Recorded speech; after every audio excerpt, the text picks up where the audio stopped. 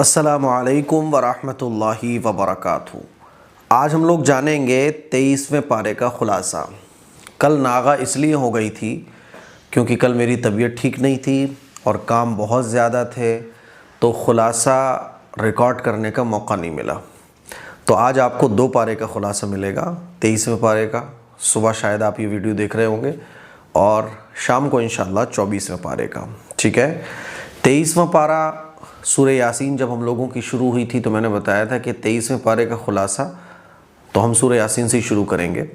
سورہ یاسین میں اللہ تعالیٰ نے ایک ایسی بستی کا ذکر فرمایا ہے جہاں پر اللہ تعالیٰ نے 1 پیغمبر بھیجے، 2 پیغمبر بھیجے، 3 پیغمبر بھیجے، اور انہوں نے بستی والوں کو دعوت دی دین کی کہ دیکھو اللہ کے ساتھ کسی کو شریک نہ ٹھہراؤ، ہم اللہ کے پیغمبر ہیں۔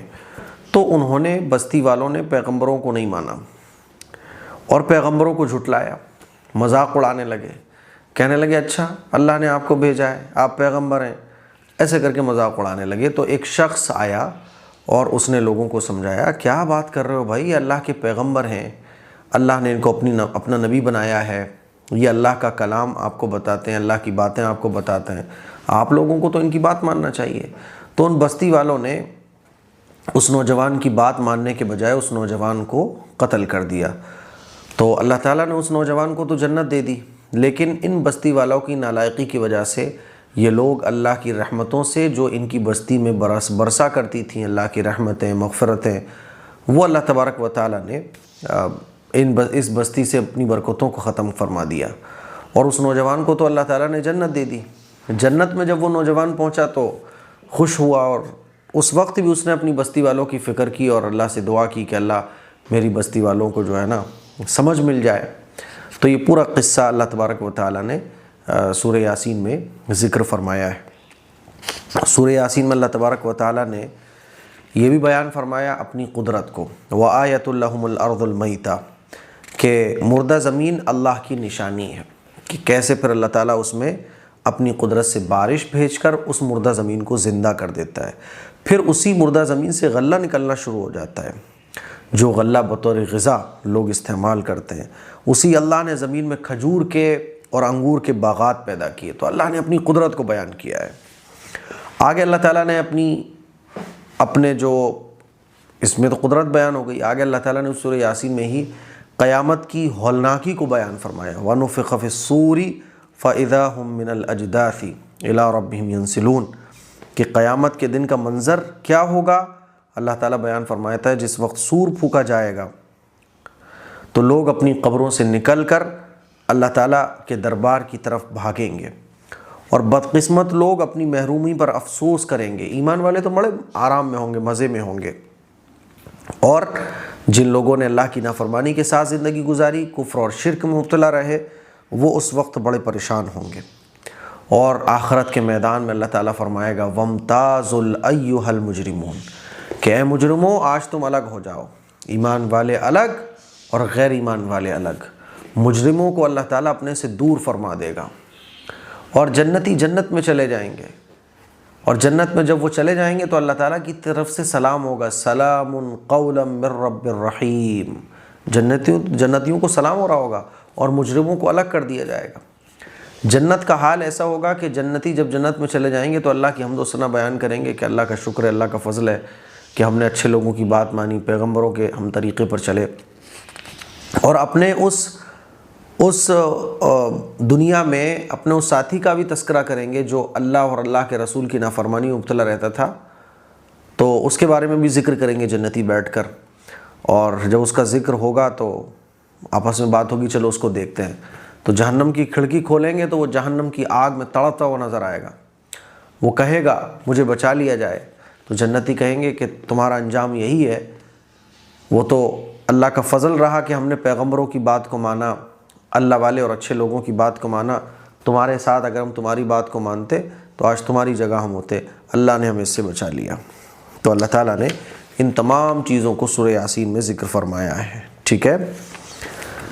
مشرکین مکہ اور کفار یہ بھی کہا کرتے تھے کہ ہم دوبارہ زندہ کیسے ہوں گے، جب ہم مٹی میں دفن ہو جاتے ہیں تو سب ریزہ ریزہ ہو جاتا ہے، دوبارہ ہم زندہ کیسے ہوں گے؟ تو اللہ تعالیٰ نے اس کا بھی جواب دیا ہے کہ جو اللہ جب ہڈی تھی ہی نہیں تب اللہ نے ہڈی یا گوشت تمہاری بنا دی، تو جو اللہ جب کچھ نہیں تھا تب وہ بنا سکتا ہے، تو مرنے کے بعد کیا اللہ دوبارہ نہیں پیدا کر سکتا؟ آگے سورہ صافات شروع ہو جاتی ہے، تو اللہ تعالیٰ نے سورہ صافات میں اپنی قدرت کو بیان کیا ہے۔ بار بار اللہ تعالیٰ قرآن مجید میں اپنی قدرت کو، اپنی طاقت کو، کفر اور شرک کو، ایمان کو بیان فرماتا ہے۔ بار بار بیان کرنے کا مقصد کیا ہوتا ہے؟ تاکہ بات کو سمجھو۔ الگ الگ طریقے سے ایک ایک نصیحت کی جا رہی ہے۔ سورہ صافات میں اللہ تعالیٰ نے اپنی قدرت کو بیان فرمایا کہ دیکھو اللہ نے کیسے ستارے بنائے ہیں، پھر آسمان کو شیطان سے محفوظ کر دیا کہ اب شیطان آسمان میں نہیں جا سکتے۔ آگے اللہ تعالیٰ نے نیک لوگوں کا تذکرہ فرمایا، الا عباد اللہ المخلصین، کہ ایسے لوگوں کو جنت میں طے شدہ رزق دیا جائے گا، وہاں ان کو میوے ملیں گے، اور ان جنتیوں کے ساتھ بہت اعزاز اور اکرام کا معاملہ ہوگا۔ وہ ہرے بھرے باغات میں اونچی اونچی نشستوں پر آمنے سامنے بیٹھ کر مزے کر رہے ہوں گے۔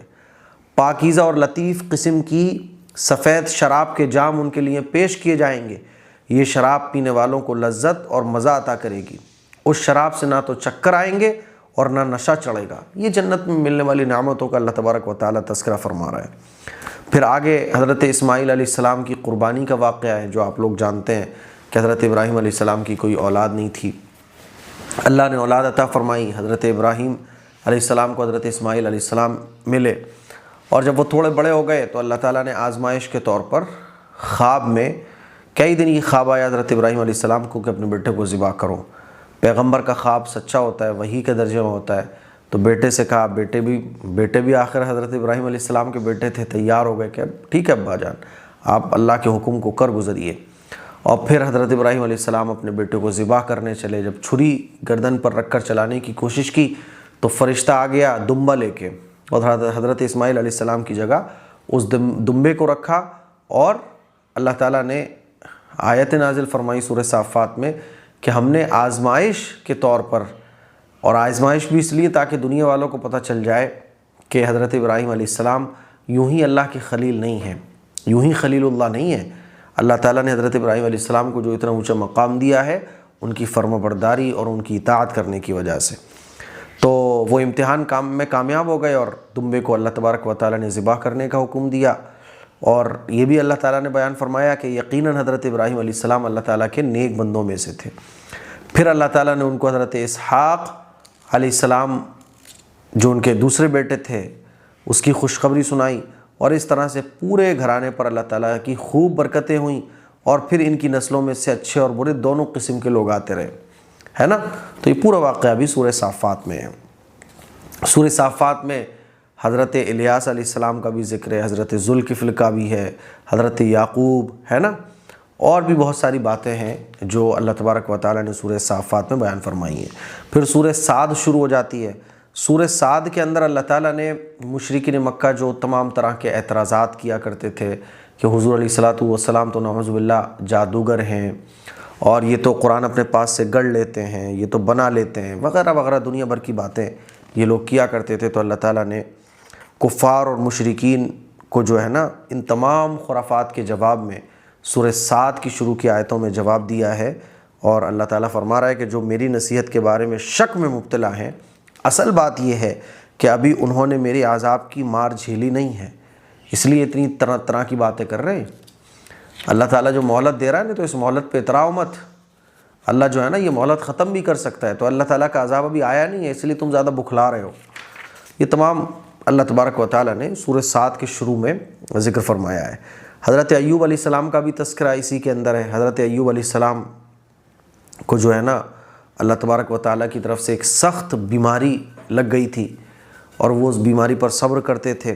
وَاذْكُرْ عَبْدَنَا أَيُّوبَ إِذْ نَادَىٰ رَبَّهُ أَنِّي مَسَّنِيَ الضُّرُّ وَأَنْتَ أَرْحَمُ الرَّاحِمِينَ۔ تمام لوگ ان سے دور بھاگ گئے، بس ان کی بیوی باقی بچیں۔